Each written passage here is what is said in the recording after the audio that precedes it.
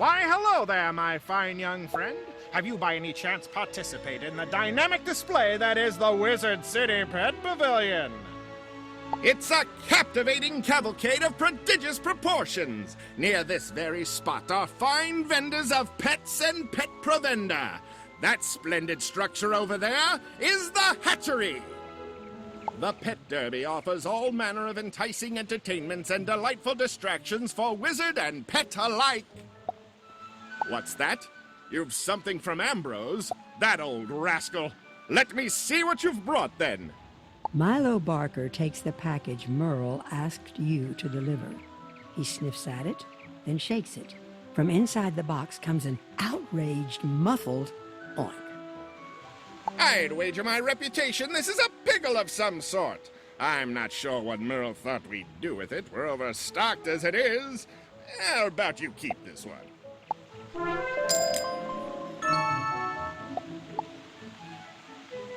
You've just received an egg in your backpack. It's not a pet yet, but you can mouse over it to see how long the egg will take to hatch. Once it hatches, you can equip it just as you would any other pet.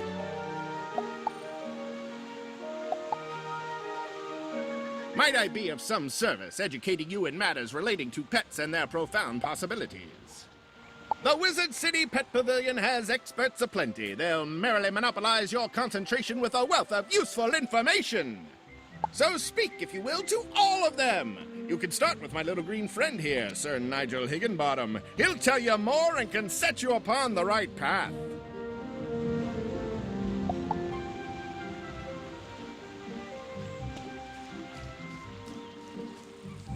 Why, hello there, wizard. You may address me as Sir Nigel Higginbottom of the Marleybone Higginbottoms. All reputation, no doubt, precedes us. I say, with no humility whatsoever, that pets are capable of an amazing variety of tasks. This very pavilion is the ideal place to learn about them. In the hatchery, Dr. Perot is an expert in pet hatching. Speak to him and he'll explain the astonishing ways your pet can grow and change. Near here are two shops. Young Dennett and Lowe sell a variety of pets and pet eggs in one shop, and in the other, two ladies named Dusty and Jackie provide all manner of exotic pet foods. In addition to keeping this pavilion clean, I have the honour of selling items for arena tickets earned from the Pet Derby. Go visit each shop to learn more, and return to me and I'll explain more about arena tickets on the Pet Derby. And you can speak with my associate, Mr. Barker.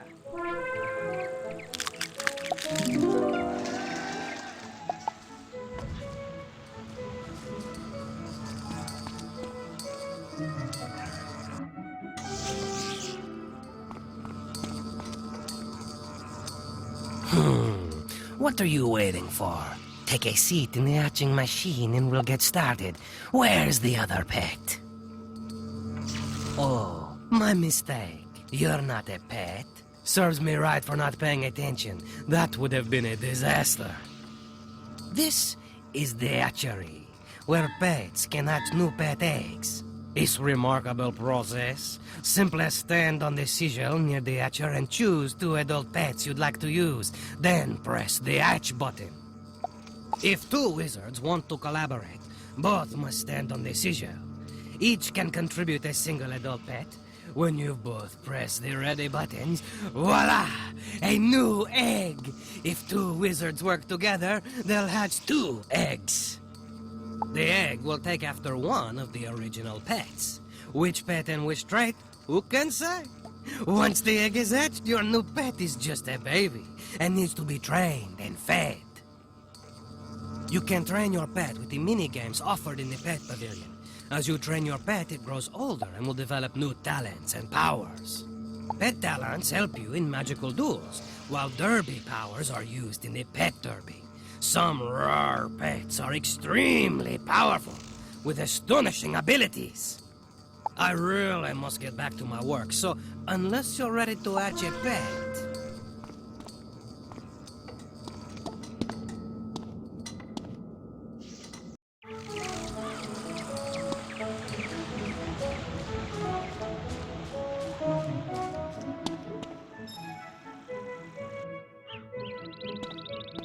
Welcome to our shop. This is the finest assemblage of exotic pet eggs you'll find. We have an inventory that ranges all across the spiral. Indeed. You'll not find a better selection of pet eggs anywhere in Wizard City. Welcome to our shop. Indeed. You'll not find a better selection of pet eggs anywhere in Wizard City. The spiral, that is. Anywhere in the spiral. Really? I had no idea.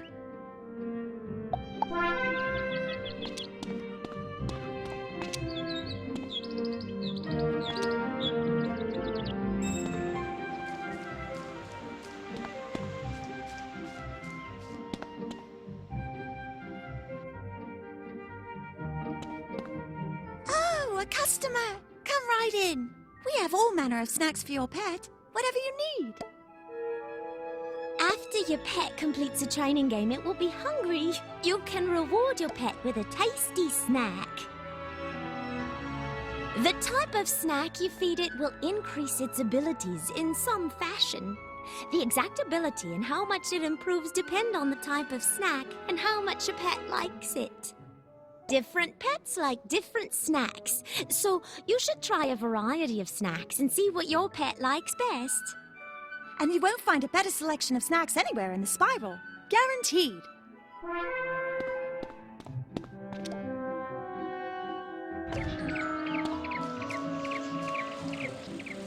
I trust that your tour of the grounds and its services was as entertaining as it was educational. As I mentioned previously, it is my honour to offer a wide variety of fine and unique items in trade for arena tickets. You'll earn arena tickets if your pet does well in the pet derby, or you'll receive gold as a consolation prize. You can use arena tickets to buy things here, or from my friend Diego over on Unicorn Way. Mr. Barker will no doubt wish to regale you with information about the wonderful world of the pet derby, so I won't detain you any further.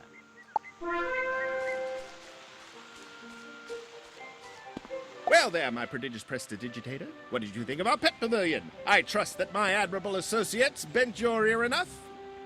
Now that you've seen what wonders the pet pavilion offers, I encourage you to take advantage of the ample assortment of delightful diversions to train your pets. Your energy governs how often you may train your pet. It returns over time, but if you need more energy and cannot abide, you may purchase an energy elixir from the Crown Shop. If you don't train your pet, it won't grow up. So it's very important to pay attention to your pet and train it as much as you can. If you've an interest in participating in the pet derby, I am just the fella you need to speak to. Just a moment, though. Before I set your precious pet upon the perplexing paths of our pet derby, I must ask that you avail yourself of the information provided in the 2 rule books nearby. One of the books is generous with guidance about practice matches, while the other volume summarizes those that are ranked. Go and peruse them at your leisure, and stroll on back to me when you're sufficiently schooled. In the Ranked Pet Derby, your pet will race against other pets with prizes such as arena tickets or gold.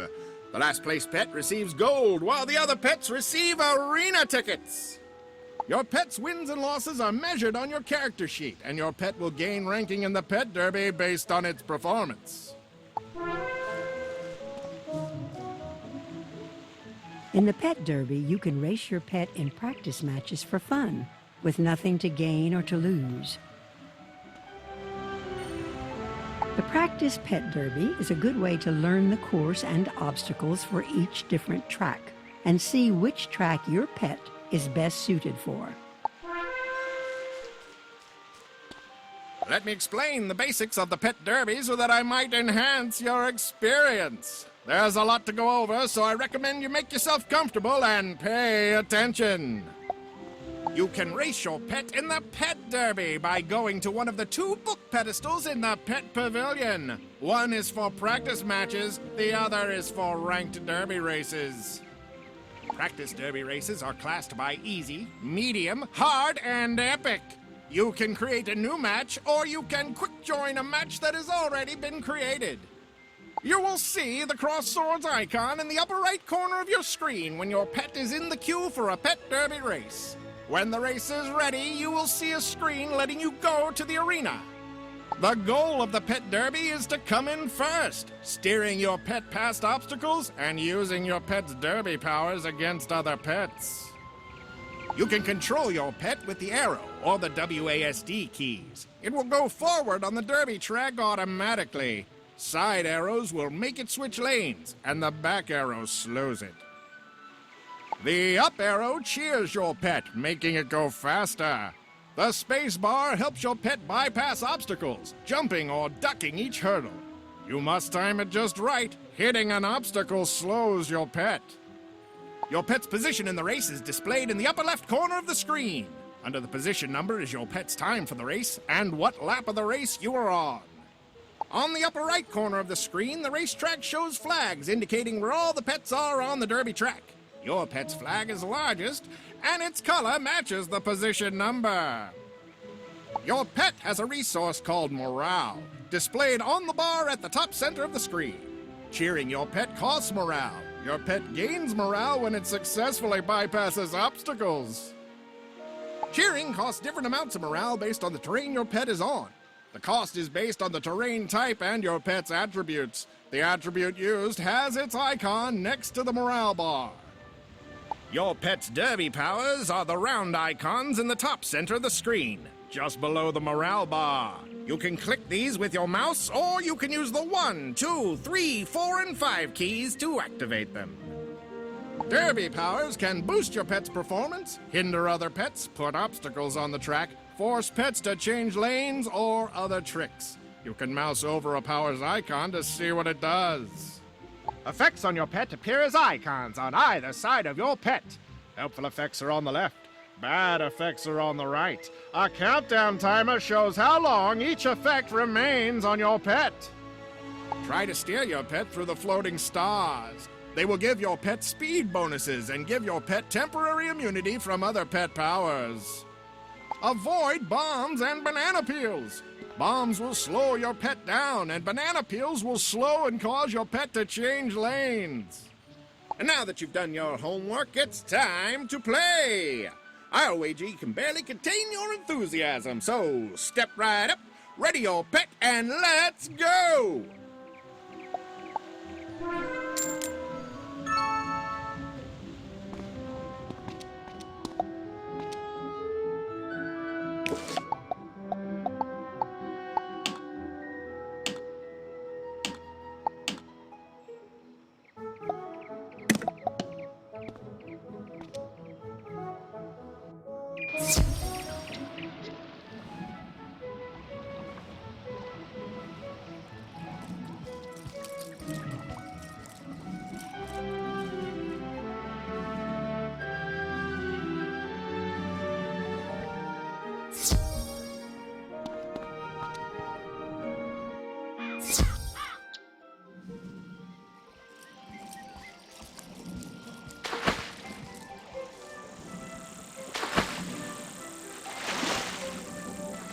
Hello, Wizard. I'm Lucky Hookline, famous fisher and Pisces collector. You might have heard about the 60-inch whopper I caught.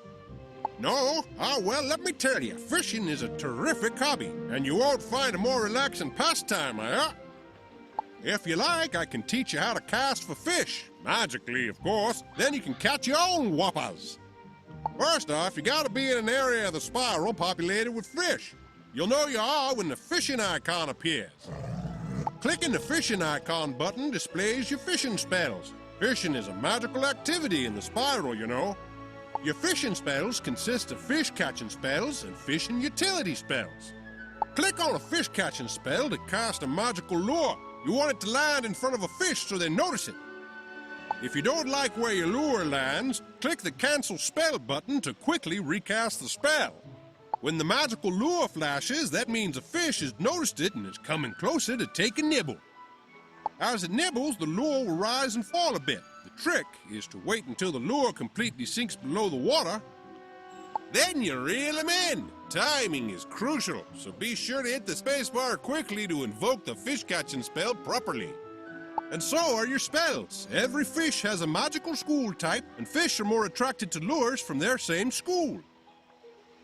When you use a lure correctly, your magic will snare the fish and float it back to you, alright? You'll see the name and size of every fish you catch. Small fries are the tiniest ones, while whoppers are the biggest. Fish are stored in your fish basket. The angler's tome has a record of all the fish you ever caught. Click on it to open it.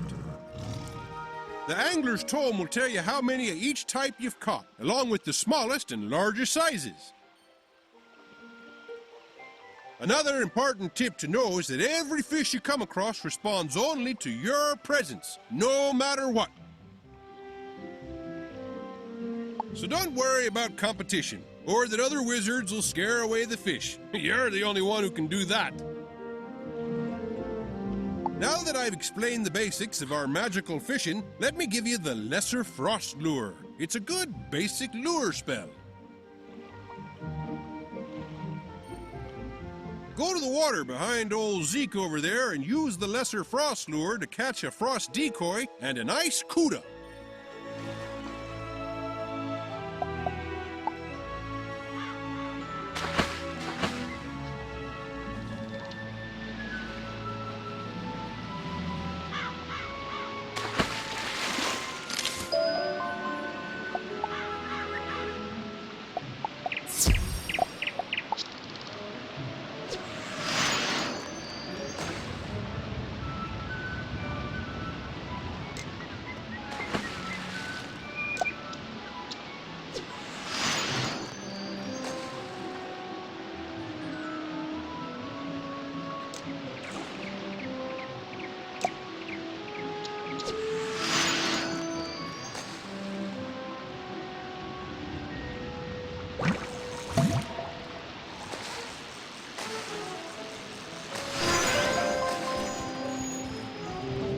The small globe next to your health and mana globes is your energy, which you'll use for hobbies like gardening, fishing, and pet games.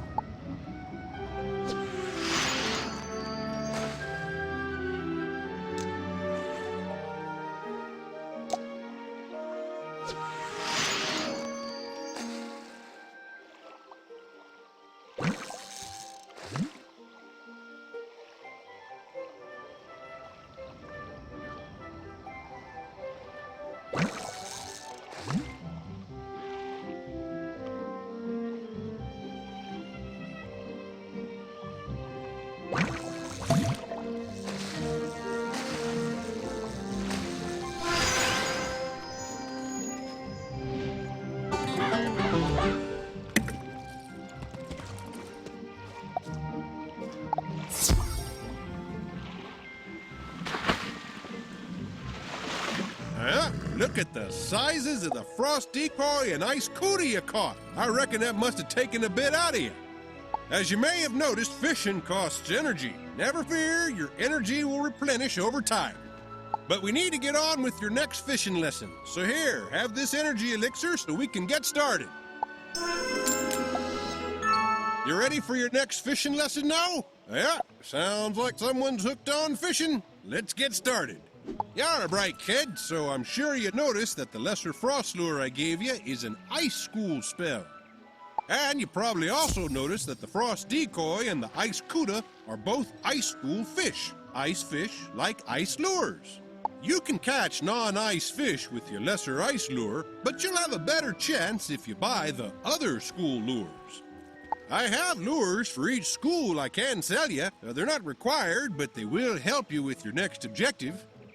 Catch one shark spear, a mechanical armor head, a catfish, a garfish, a fish sandwich, a mainstream decoy, and bonefish. Yeah, because I'm nice, I'm not gonna tell you to catch 7 fish and just wish you luck. I'm gonna give you luck.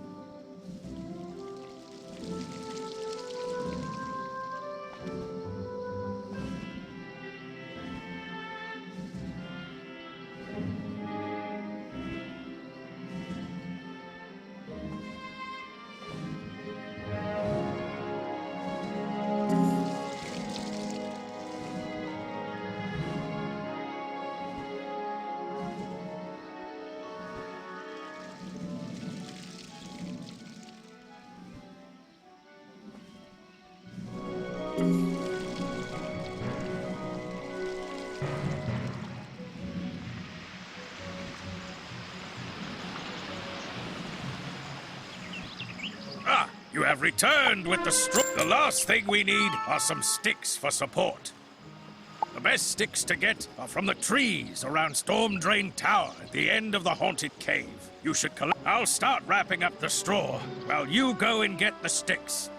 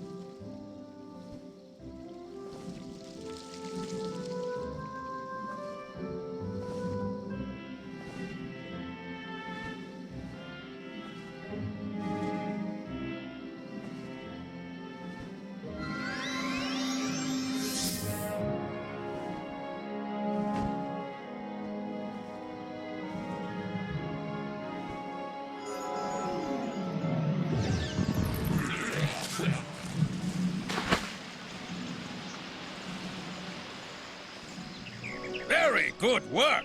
These will work just fine. Now I'll get to finishing them up and ship them out immediately. Hoo-ha! I really do appreciate you helping me with these scarecrows, but something else has been bothering me lately. I'm worried about our mill foreman, Sahoma Sunblade. I haven't seen him since the mill quit running and one of those ghosts made off with the keystone to the teleporter here. If you could, defeat haunted minions until you recover the keystone. Then we can go check on old Sahoma.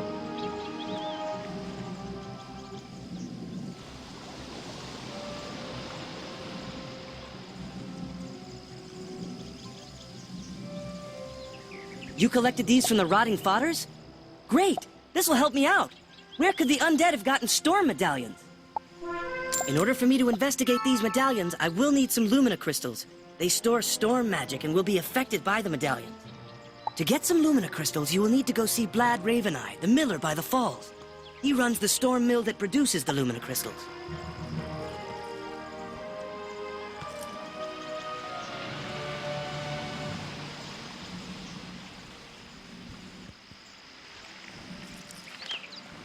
You are here investigating these events with all the undead? Hoo-ha! It's about time something was done about them. They're scaring all the citizens away. You need some Lumina crystals for your investigation? Why, I'd give you some, but my entire inventory was taken by the undead. If you can get over to the street and take back my barrels, I will gladly share them with you.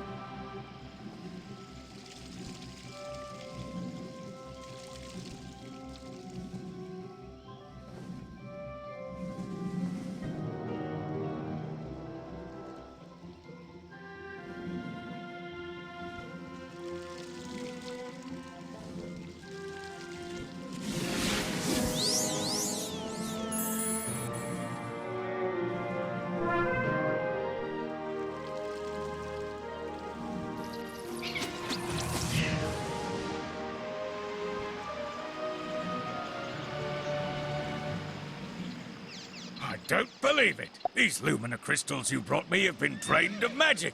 I'll bet those undead have a way of stealing the power from them. You'd better take this crystal back to Duncan. I'm sure he'll want to see this.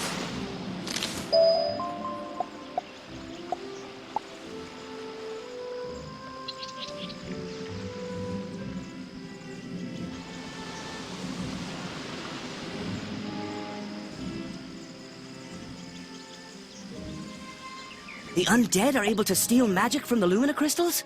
They are too dim-witted to know how to do this on their own. Someone must be helping them. We still need a charged Lumina crystal to find the source of the storm medallions. Defeat Scarlet Screamers until you find a fully charged Lumina crystal. Then return it to me so we can finish the investigation.